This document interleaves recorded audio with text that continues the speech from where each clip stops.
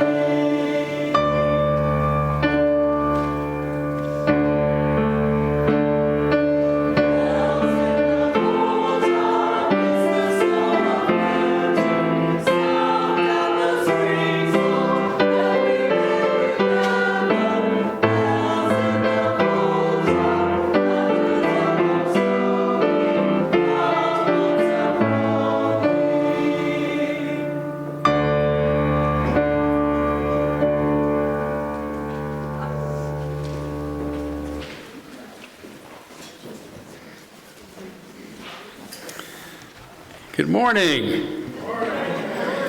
Welcome everyone to the Unitarian Universalist Church of Spokane. I'm not going to do the regular greeting, ritualistic greeting this morning because I wanted to say some things. Firstly, good to be back. Good to see you. I missed you over the past month, and thank you. Thank you. But hey, I mean, what a fantastic. Hey guys, what a fantastic lineup of guest speakers and services you had while I was away, right? Including starting with, I think somebody read the first sermon that I ever gave here.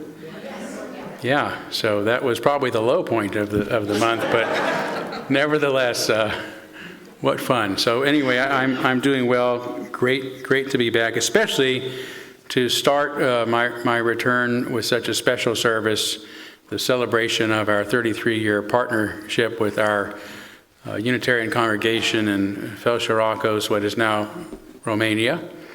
They consider themselves their Transylvanians, so not to get into the politics of what's going on, but it's great to be able to celebrate that relationship. We're going to be I'll be talking about later, and lots of the music and stories you'll hear will represent that as well.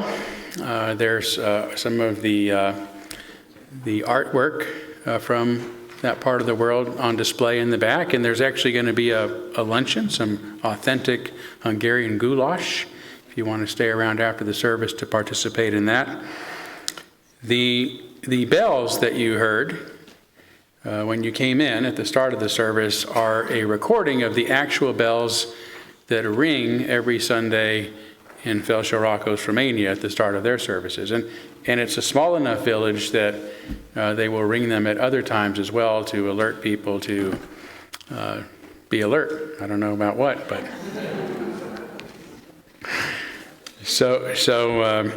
and I was sharing at the first service. It reminds me we don't have a lot of bells in our services here in the States. That's one difference between us. But when Peggy and I were at the church in Louisville, Clifton Unitarian Church, which I can't remember when that church was founded. It was started as a Lutheran church, and all the original sermons were in German. And then it became a Unitarian in 1917 over the women's rights to vote. They voted to have women on their board, and the synod said you can't do that. And they said, well, we'll become Unitarians. It's an interesting story, but they had a bell tower in the sanctuary, and these 3 ropes hung down. There were different size bells, and every Sunday at the start of the service, the kids would go over and grab the bells, and they'd ring the bells, and every now and then they'd get excited with the small rope, and they'd yank it too hard and let go, and up and go, and we'd have to call the fire department to come and go climb up there and get it down for us. So it brings back really warm memories to hear those bells at the start of our service on such a special day. So again, welcome, and welcome to all of you. It's good to see you again. Those of you who are visiting, who I may be just meeting for the first time or haven't had the opportunity to meet yet, it's so good to have all of you here with us as well today. And thanks for welcoming me back. I did want to mention one announcement because this is perhaps an important one for many. Following our services next Sunday on March 10th at 12:30, our pastoral care team is offering a Dementia Friends workshop to learn about dementia and what actions we can take to support our friends and family members who are suffering from dementia or memory loss.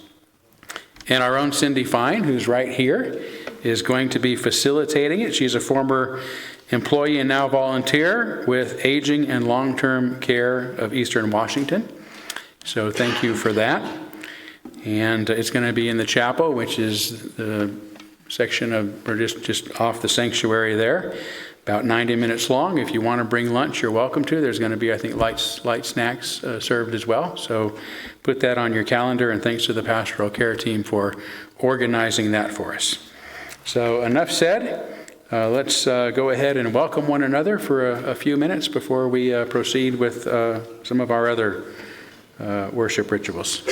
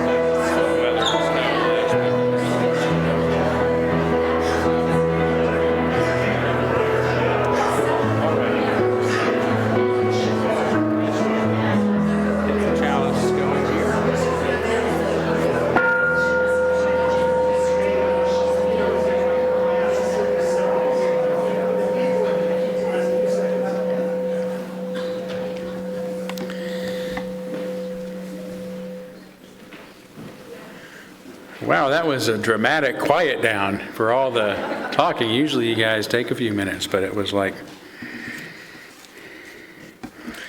I just turned the dial down there.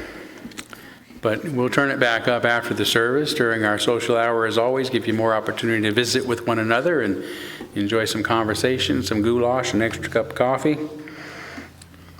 But for now, we are going to move forward by lighting our chalice, the symbol of our unity and our solidarity, of our openness and our inclusion, of our community and our individual uniqueness. May this small flame be our offering of warmth to those who are cold and alone, and a light to those in darkness. May it be a flame that ignites justice in our world and a beacon of hope to those in need. And may it reflect at least a spark of truth wherever truth has been lost, and cast a healthy shadow of doubt wherever it's been found.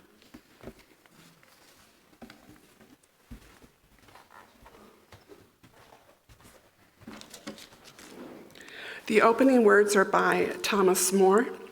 An enchanted life has many moments when the heart is overwhelmed by beauty and the imagination is electrified by some haunting quality in the world, or by a spirit or voice speaking from deep within a thing, a place, or a person. As mystics of many religions have taught, that sense of rapturous union can give a sensation of fulfillment that makes life purposeful and vibrant.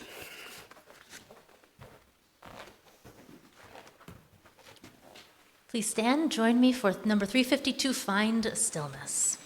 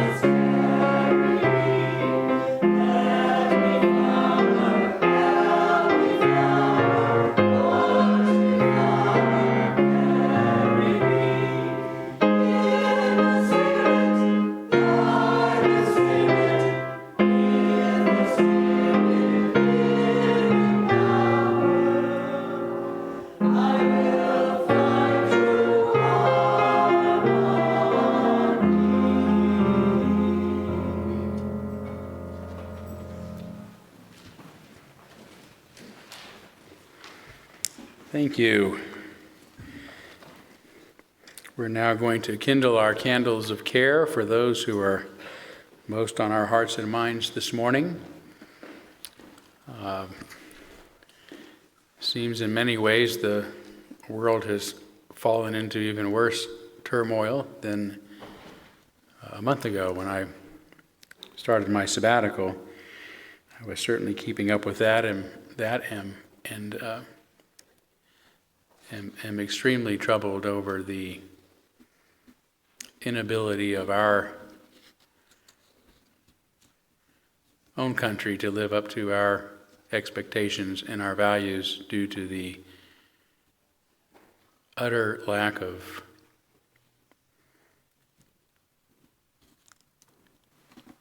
tolerance of different viewpoints by people who are in very powerful positions. And so we've been beginning our service now for some time, or this part of our service, our candles of care, with a candle on behalf of the people of Ukraine and that part of the world, on behalf of the people in Israel and the Palestinians. And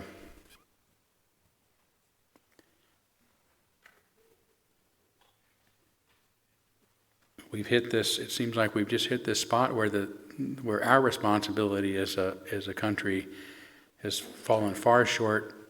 It's making matters far worse for the people who need us most, need us to function most. And ultimately, this is really the value of the Unitarian faith. This ultimately is what we're based on. That we can live together and love together without thinking together. It's the message the world needs. And it grieves us deeply as religious liberals to see our own nation failing in its responsibility to be a positive force in the world. So we light a candle for our own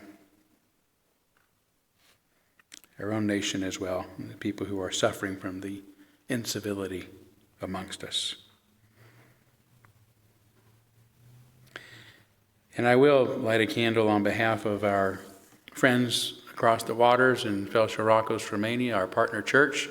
We've been partners with them now for 33 years, ever since the end of the Cold War. Let us hope that we do not start a new one. Allowed us to come back together, and I know some of them are probably up tonight watching this service, so we're so glad to have you. And if not, you may watch it on the recording later on. But it's been so wonderful to be part of your lives and have you part of our lives for so many decades now. And we're so happy to celebrate that relationship today.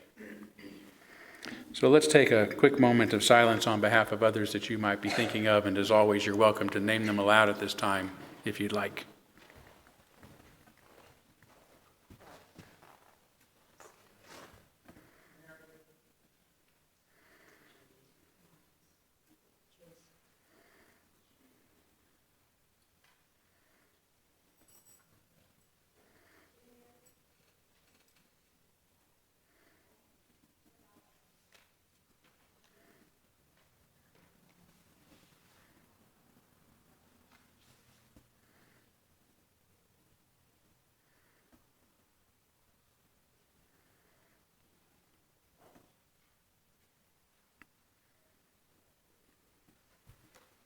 Those named aloud and those embraced in our silence, and all those who are suffering in our world at this hour, we hold in our community with compassion.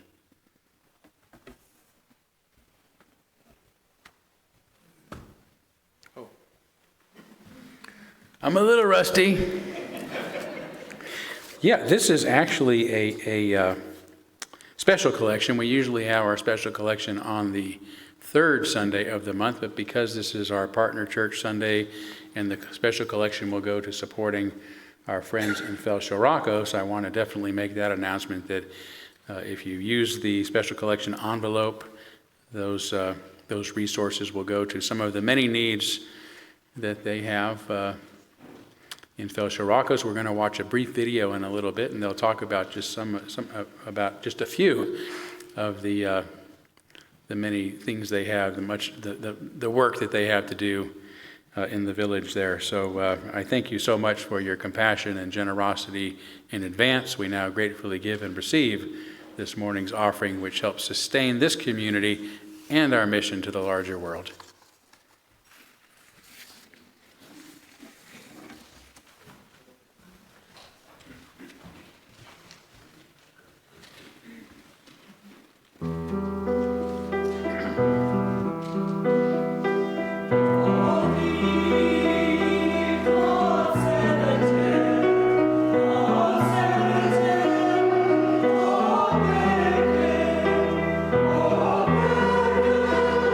Oh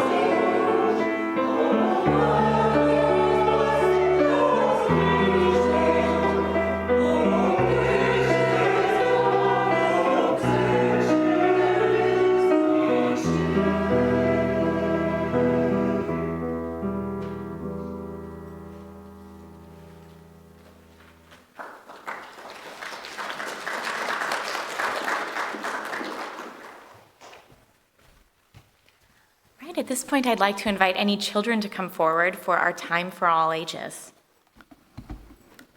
Come on down. There's going to be pictures on the screen, and you'll be able to see them better if you're sitting in the front row. Right, so this morning's story is about a partnership between a Unitarian Universalist church in Boise, Idaho, and a Unitarian church in Transylvania. The story is called Little Bridge. And Todd is a fabulous slide advancer. We've got lots of pictures for you. Little Bridge was designed by a couple of people. The photography was by a couple of other people, and it was written by 2 other people. So you'll see in these slides the 6 people that are responsible for making this book. And our church's connection to this story, I should share, is that this was the Unitarian Universalist church that Julie Jose was part of before she moved to Spokane. Once upon a time, there were 2 groups of people who believed that everything in the world is connected. One group was the Boise Unitarian Universalist Fellowship, which was near a lovely river in Garden City, Idaho. The other was their sister church in the town of Mesko, which was far away in the beautiful countryside of Transylvania. They dreamed of a way to build a bridge of friendship between the 2 churches. The people in Transylvania were dreaming of their friends in Boise. They shared letters about their dreams. One day, a dream was born. It became Little Bridge. Little Bridge saw that there were wetlands on the beautiful land around the Boise church. The people put a board over the water to help them cross the stream to Jeremiah's Adventure Garden. There needed to be a safer way to cross. The people of the church in Boise began to feed and care for the dream of Little Bridge. They gave love and energy to it. Crane came to see Little Bridge. Crane picked up 2 heavy steel girders in its big, strong arms. It put the girders across the stream to give strength and power to Little Bridge. Little Bridge looked around the lovely spot and saw beautiful flowers that the people had planted. It saw a sunflower house and dreamed of being tall. Little Bridge looked up at the clear blue sky. It dreamed of growing clear up to that sky. The people wanted to see Little Bridge grow. They began to carve posts with designs from Transylvania. They drilled holes for big bolts to help make Little Bridge strong. Little Bridge knew that many people from around the world would cross over this stream. Little Bridge could be a safe, welcoming path for everyone.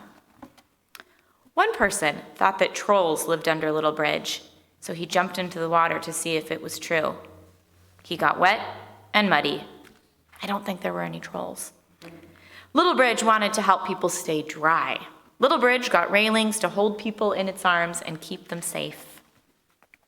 The people made a roof like the ones in Transylvania, with a crown on top. Many people climbed up high to help put on Little Bridge's crown. How proud Little Bridge was. It began to dream of tulip, a very special flower in Transylvania. Little Bridge wanted to dress up in tulips. People carved tulips into the railings and roof timbers. They also cut 2 other designs into the railings, but they are a surprise. Only very short people can look out through the cut holes in the railing, but everyone can find the surprise. See if you can find it. And I'll bring this book back, kids, to Children's Chapel so you can take a closer look. Now Little Bridge stands tall and beautiful.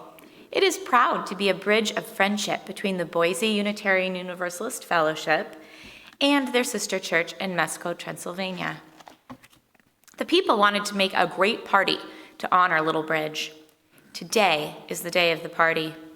We will share Hungarian music and have a parade over Little Bridge. We will bring flowers and have special things to eat and drink. We will take pictures of us all around Little Bridge and send them to Transylvania.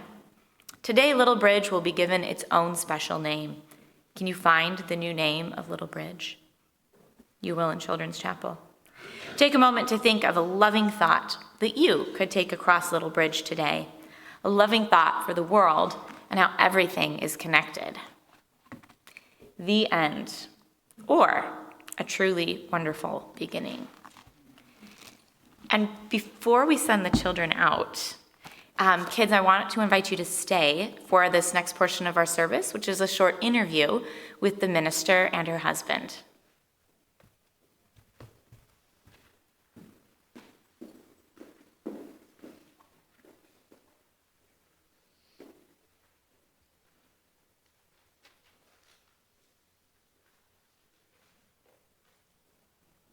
És a nagyszüleim nagyon egyszerű, de mégis vallásos emberek voltak. Her grandparents are very religious person.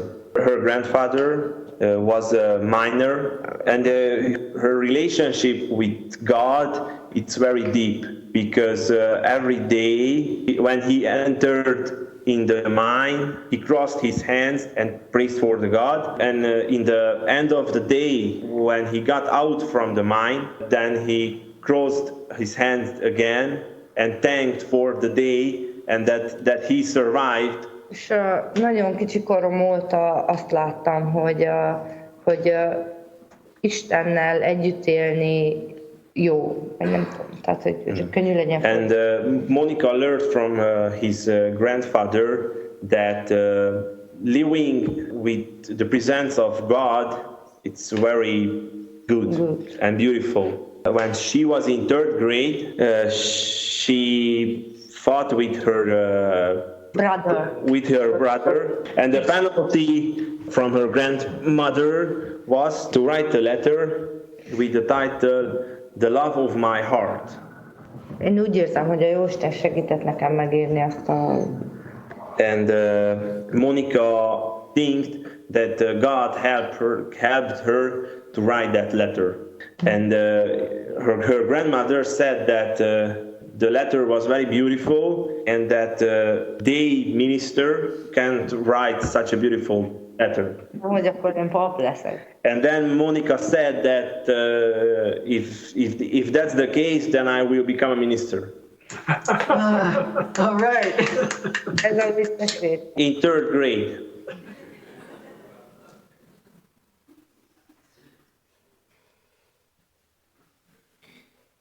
We are in the 21st century, but here in Transylvania, they are still conservative, traditional.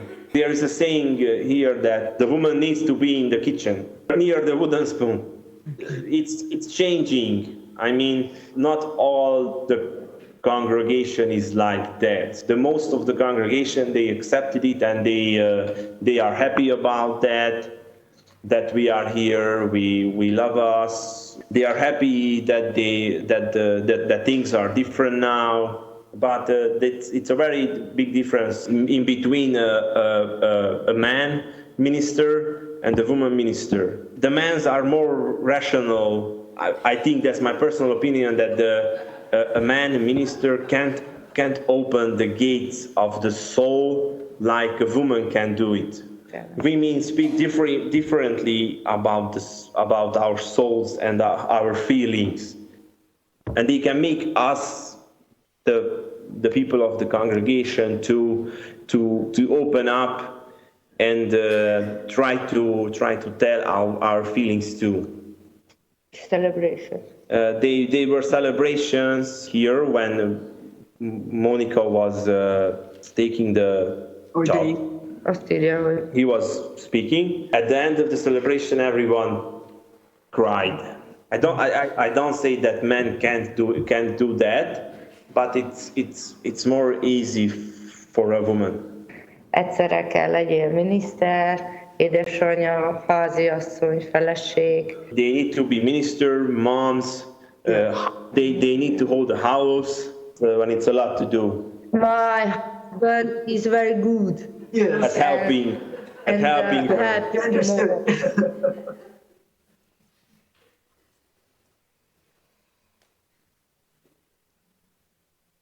We have a lot to repair.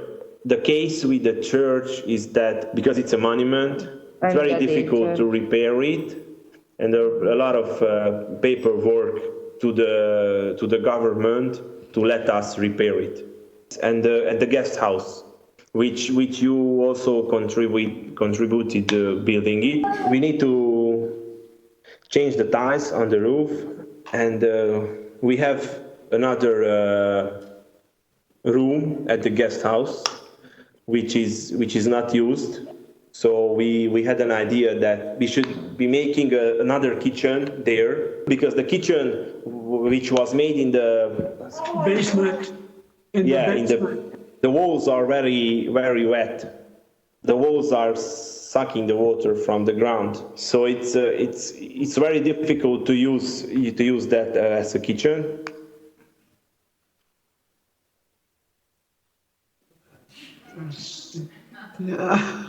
Segesen tudani a bácsiknak. Army edges. Okay. Látok. Nem. Oh, I don't want to wave now. Yeah. I want to play with the laptop.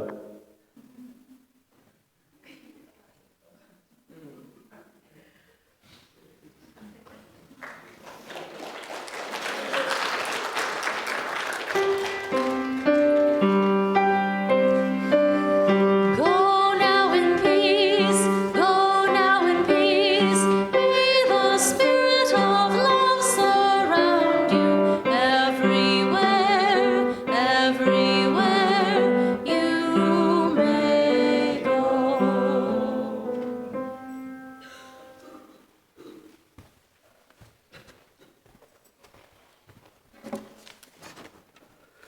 For this morning's meditation, I invite you to consider the words of Lama Das. With every breath, the old moment is lost. A new moment arrives. We exhale and we let go of the old moment. It is lost to us. In doing so, we let go of the person we used to be. We inhale and breathe in the moment that is becoming. In doing so, we welcome the person we are becoming. We repeat the process. This is renewal. This is life.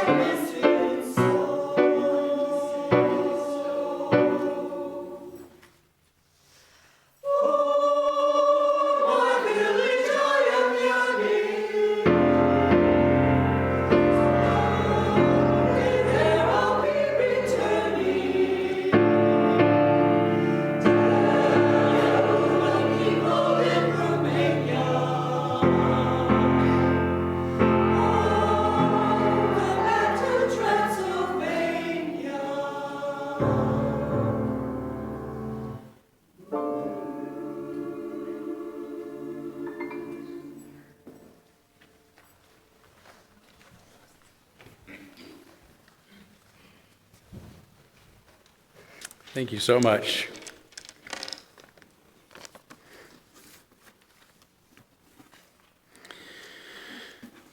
As I began contemplating this morning's sermon about the similarities between Eastern Unitarianism and Western Unitarianism, I realized that the differences, though interesting, are insignificant compared to the important similarities. And this assertion itself is almost incredible, considering that Eastern European Unitarianism was officially established in Hungary 457 years ago, and Western Unitarianism emerged separately just over 200 years ago, so kind of on different timelines. And the most obvious difference is the vast distance between East and West, especially between North America and Eastern Europe. We're separated by oceans, language, culture, and in modern times, by the Cold War until the fall of communism in the late 1980s, which is what allowed us to form our partnership to begin with. It's now easier and safer to travel across the planet than it had been for almost the past 2 centuries, although the vast geographic and linguistic and cultural barriers still make it difficult for us to relate to one another. Yet, if you're fortunate enough to do so, upon visiting Unitarians in Eastern Europe, including its small village like our partner church in Felsőrákos, you will find, as the Paul McCartney and Stevie Wonder song says, people are the same wherever we go. And this was the most startling realization during my 2 visits there, that people everywhere are far more alike than we are different. Regardless of our many differences, there is one common humanity that unites all of us and helps us to communicate, understand, and recognize each other beyond language and culture. Just this week I read that Albert Einstein wouldn't fill out forms that asked his race unless there was a place for him where he could write human. We're all part of the human race, one human race. And nothing helps us realize this more than being with people we initially mistake as different from us.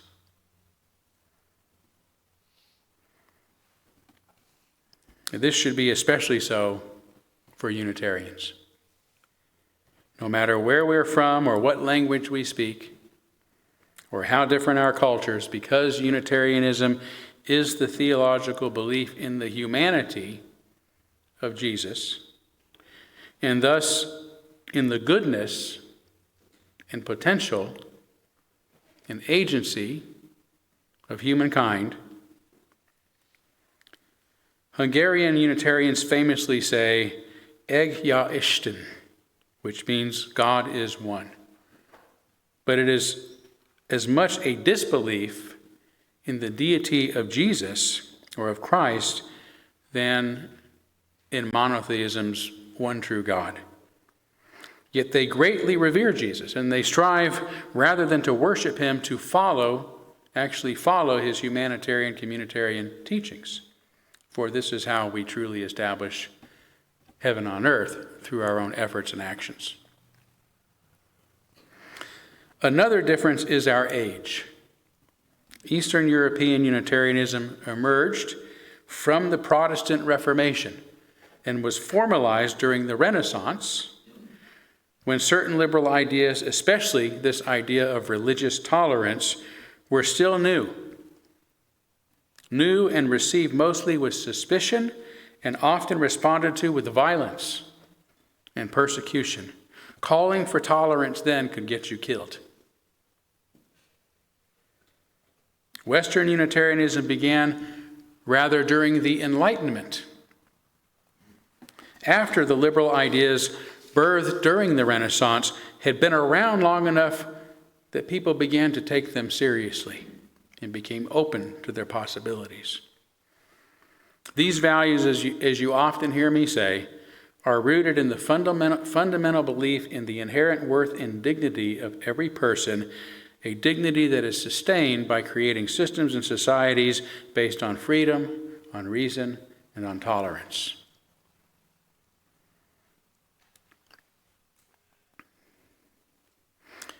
By the time of the Enlightenment, when these pro-human and pro-individual, right, the welfare of humanity, individual unfolding, right, those are our priorities. Human welfare in general, and that every individual can fully unfold without being suppressed by their society or by others. By then, the only question was, what systems then need to be in place to make this happen, to guarantee this kind of society? Freedom, reason, and tolerance. So then, they accepted the idea of tolerance, but didn't quite know how to make it happen. So during the Renaissance, most people were suspicious and fearful of radical beliefs, especially of tolerance. Intolerance, which forced everyone to think alike, was considered the only means of maintaining the peace. Surely the freedom to express different beliefs could only lead to disagreements and therefore disorder. The idea of tolerance was considered such an obvious evil that it itself could not be tolerated, lest it spread and disturb the peace. So it took a lot of bravery. It took a lot of courage for our Eastern Unitarian ancestors to openly promote during the Renaissance what has become the central and most necessary principle of any enlightened society.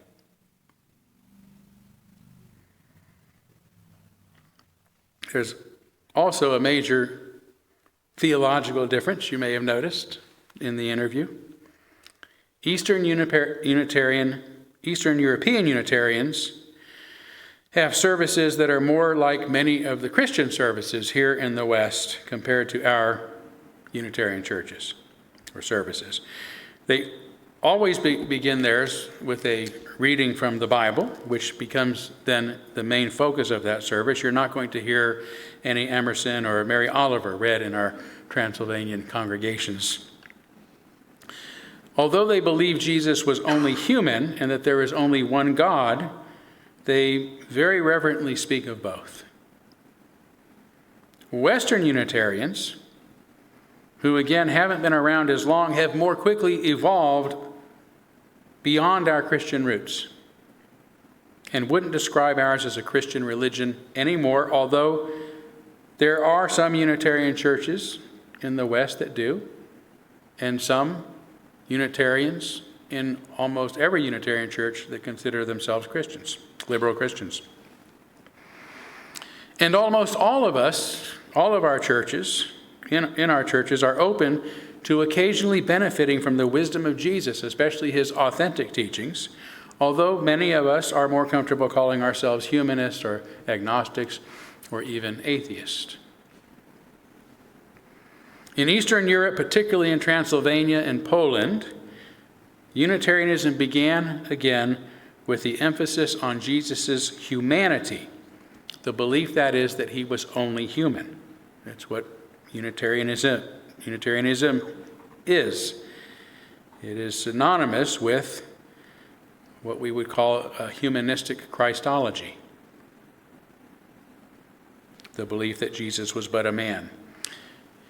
And thus it rejects Trinitarian doctrine and is often defined as anti-Trinitarian Christianity, or has been defined as such, although the belief in Jesus' humanity actually existed 300 years before Christianity was appropriated by the Roman Empire, and the Nicene Creed formally claimed that the Father and the Son were one and the same. 50 years later, in 381 CE, the Holy Spirit was added to the mix, and Trinitarian doctrine was fully formed, and expressing the Unitarian mantra, God is one, became illegal. It became heresy. In the West, Unitarianism began with an emphasis on humanity itself and was initially referred to as Arminianism, a belief that human beings are born with the capacity to do good. So it was born more out of a rejection of the doctrine of original sin than a rejection of the Trinitarian doctrine.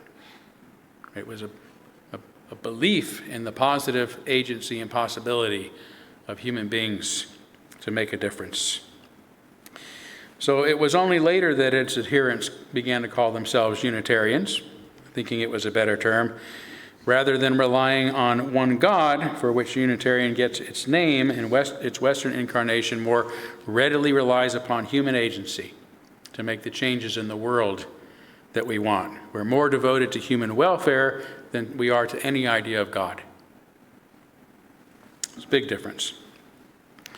Unitarians in the East may have similarly evolved had it not been for the premature death of Hungarian King John Sigismund Zápolya, who died in an accident not long after adopting Unitarianism as his kingdom's, as Transylvania's official religion, hence making it for the first time ever a formal religion, and issuing the first religious toleration law in history shortly thereafter. It's a remarkable saying that the first religious toleration law in history was born in the Renaissance by Unitarians. Now, after his death in 1571, a Catholic was sadly appointed king by the next door neighbor who really pulled the strings, the Sultan of the Ottoman Empire,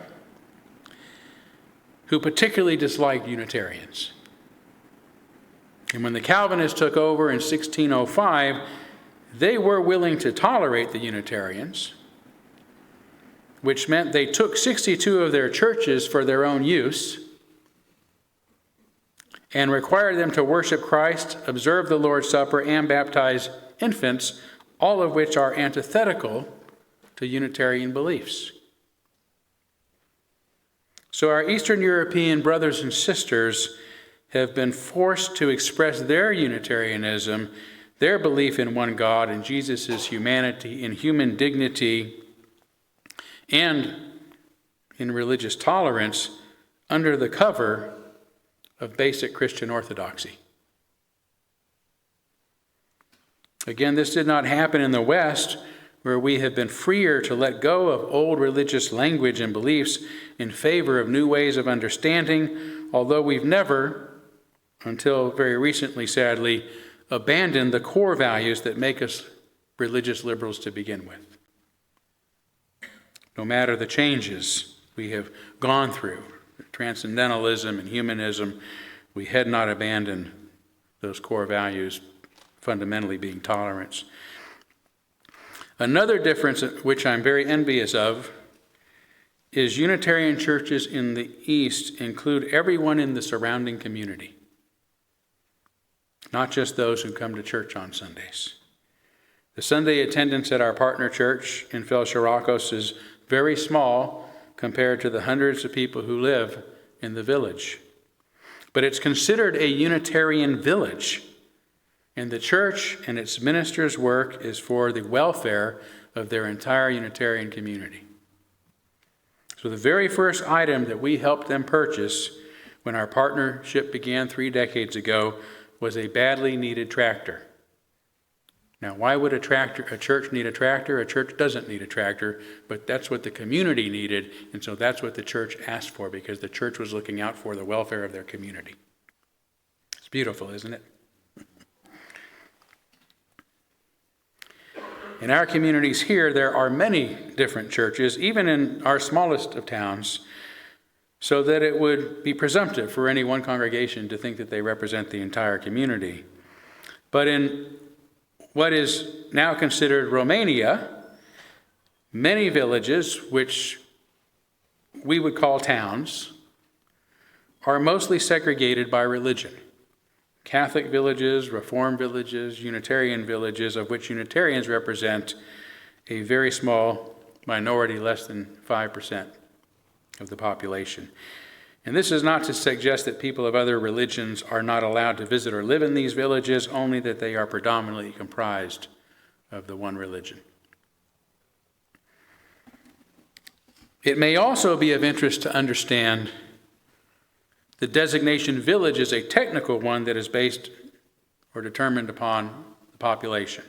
A city, which has a much larger population than a village, gets state funding, which is then the city council's responsibility to partly use to help support the villages in the surrounding area. Felsőrákos is a village that has around 300 homes, and those homes exist on streets and roads not unlike our own, which have televisions and satellite dishes and other modern conveniences. So they are not living in huts under thatch roofs atop dirt floors, even though we call them villages. Churches there are also state-funded.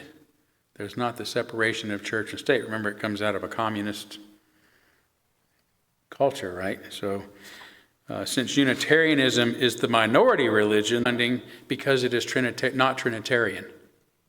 So far, that's not happened, but they do not get near the financial support they need to meet their needs as a village or as a church. So perhaps I should also say that the congregations there are not autonomous, or at least as autonomous as ours, as free as ours. The Unitarian Church of Transylvania, which is the umbrella organization, was founded again in 1568, is the oldest continuous Unitarian religion in the world and has not adopted congregational polity. Rather, it maintains a hierarchical structure that includes a bishop, 2 curator generals, and 5 archbishops, if you will, although there is much freedom within the constraints of this system. So they do have some say, for example, in which minister they will choose out of those that are presented or sent their way. So all of these differences pale in significance to the important ways that Unitarianism in Eastern Europe, particularly those in Romania, formerly Hungary, and those of us in the West are similar. The most important similarity of all, as far as I am concerned, is our unwavering and primary commitment to this principle of tolerance. To understand why I say this, it's important to understand a little bit more about Unitarianism's Eastern European history, to understand what they've gone through. Although its roots go back to the beginnings of Christianity itself, I'll begin with King Sigismund's Edict of Torda in 1568. Let me back up.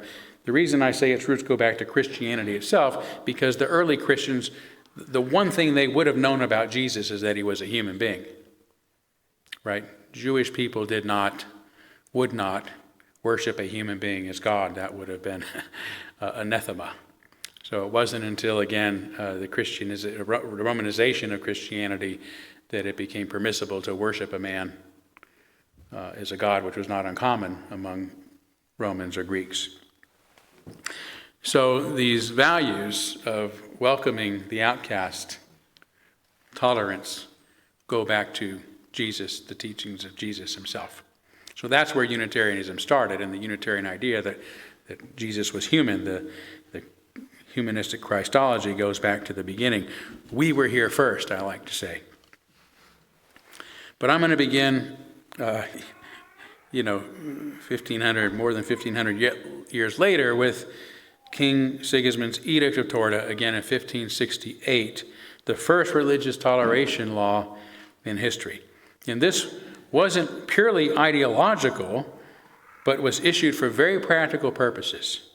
Since the fall of Rome, Transylvania had been the gateway through which Eastern invaders like the Goths, the Huns, the Turks, and others entered Europe, and was a place where there was much incivility as there was diversity because of these different people traveling through. It was also an epicenter of war and civil war, and by the time that Sigismund was king, it had also become a battleground, a religious battleground between resident Lutherans and Catholics, along with, Lutherans and Calvinists, along with some Catholics and Muslims, and was also the gateway between the embittered Ottoman Empire and Austria. Right? Hungary was, or Transylvania was the land that separated those two conflicting cultures. Imagine being the king of that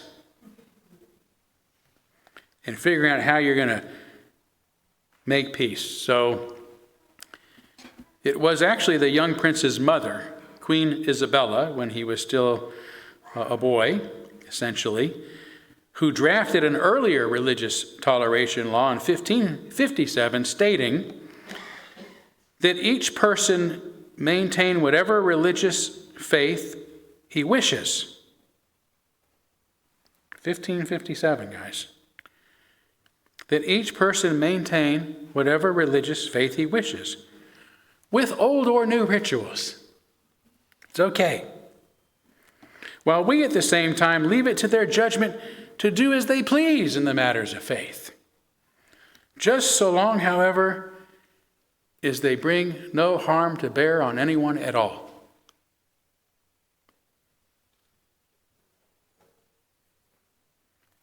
Right out of the Dark Ages, way before its time. She was a very good mother to have for young Sigismund, 11 years later organized the Diet of Torda to listen to all the religious leaders in his Hungarian kingdom to see which was best, which he liked best, and he wisely chose Unitarianism. The religion based on tolerance. We need not think alike to love alike. And issued his famous edict soon thereafter. His Unitarian historian David Bomball says, in view of religious intolerance, the religious intolerance of dissent displayed throughout Europe, Eastern Europe at the time, this edict is a remarkable document designed to protect minority opinions and to keep the peace. The Edict of Torda states in part, we demand in our dominions there will be freedom of conscience. We demand it. That's our history. That's our roots. We demand there will be freedom of conscience.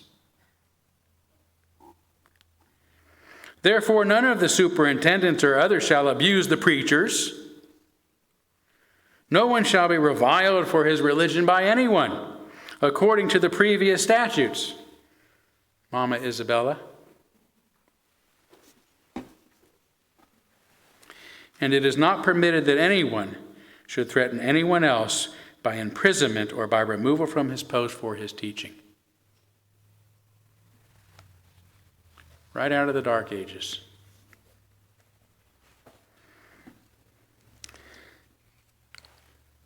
On January 14, 1571, at age 31, Sigismund officially recognized Lutheranism, Calvinism, Catholicism, and Unitarianism as received religions in his kingdom, in addition to many others that were legally tolerated.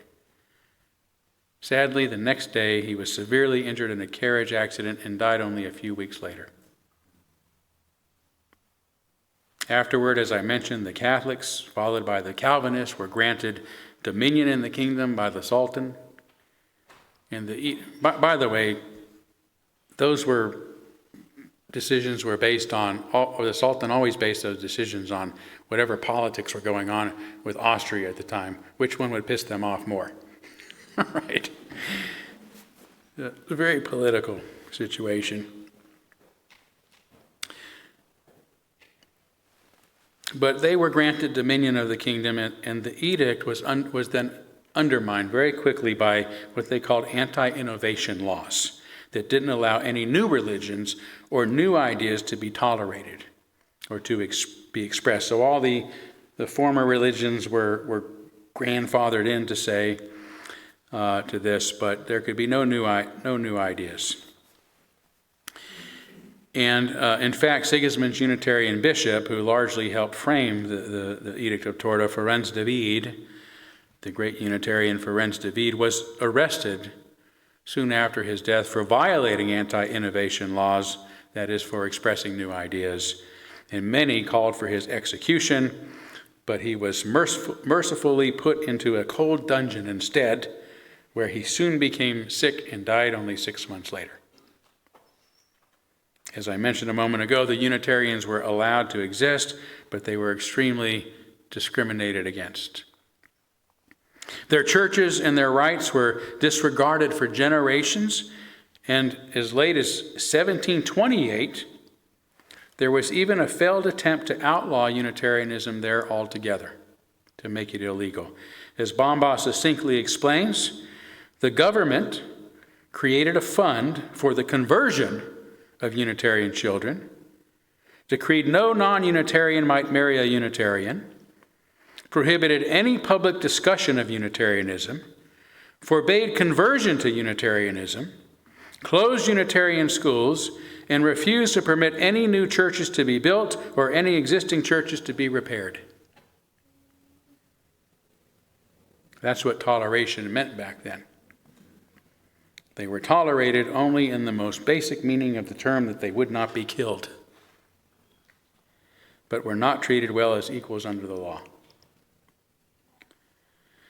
Ever since, as mostly ethnic Hungarians, Unitarians there have been under the rule of various foreign powers and have experienced brutality, ethnic cleansing, and of the denial of their right to express their own culture and to even speak their own language.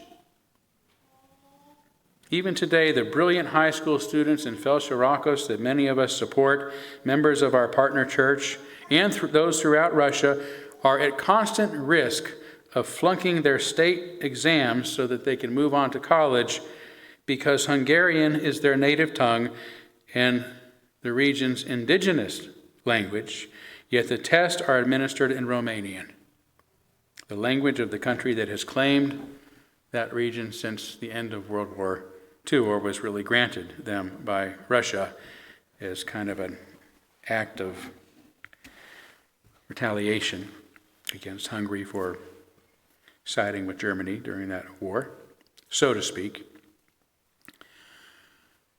Hungary is rightly considered the birthplace of religious tolerance. And the United States has been said to have founded the greatest democracy in history. But today, such tolerance and freedoms, the freedoms it demands, are under threat in both places, as well as in many other places around the world. This is an unfortunate similarity shared by our respective countries in both the East and the West. Today, Transylvania, which was historically part of Hungary, then again given to Romania by the Soviet Union after World War II, isn't much farther from Russia than Vladimir Putin's, and then Russia and Vladimir Putin in his intent on recreating an Eastern Bloc than Ukraine is. The threat of losing their freedoms, again, is very real.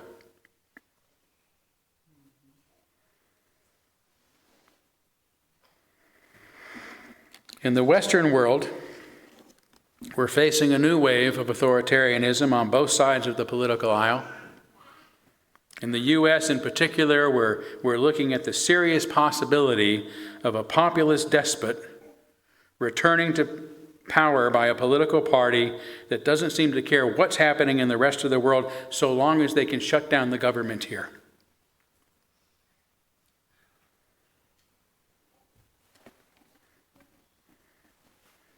I recall some Trump voters in the last election holding signs saying, "I'd rather be a Russian than a Democrat."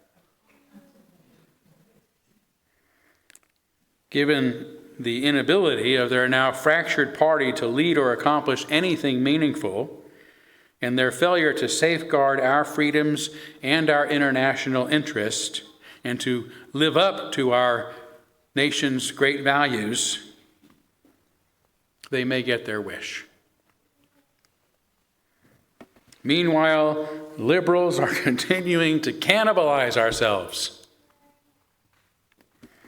destroying our institutions and organizations from within by accusing everyone around us of being the bad guy because of what they say,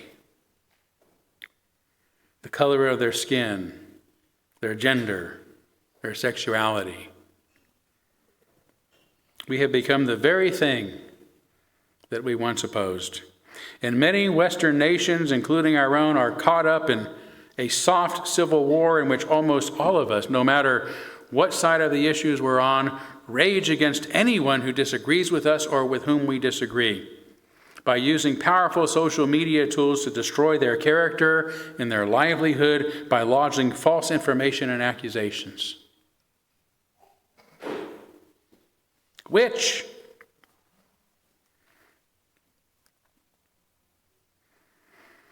I won't say more about this tragic situation now. Everyone knows what I'm talking about and how bad it is, I hope. Today there's only one way out of this terrible milieu: to do as our Unitarian ancestors once did when such incivility was tearing their world apart.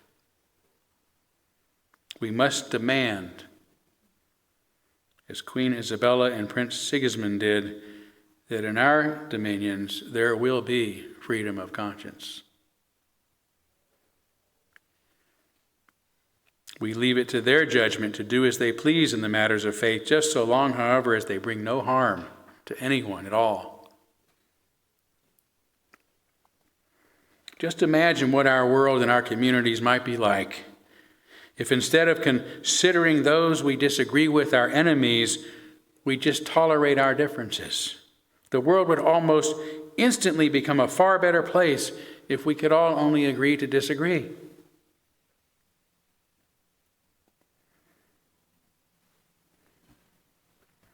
Instead of vying for which idea will be in power, which idea will dominate, which team will win the Super Bowl.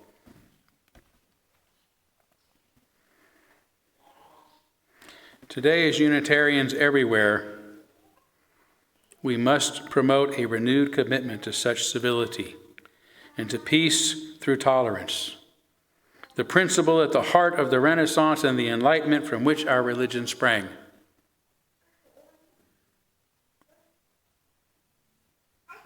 The Unitarian historian Earl Morse Wilbur once said, "The first and most essential of our principles is that of a generous tolerance of different views."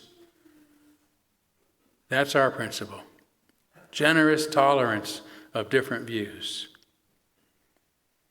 Today, our more than 30-year partnership with our friends and fellow Unitarians in Felsőrákos reminds us of where we come from, of our vital place in the world, of the direction we must go together, and of the shared values that will get us there. Amen.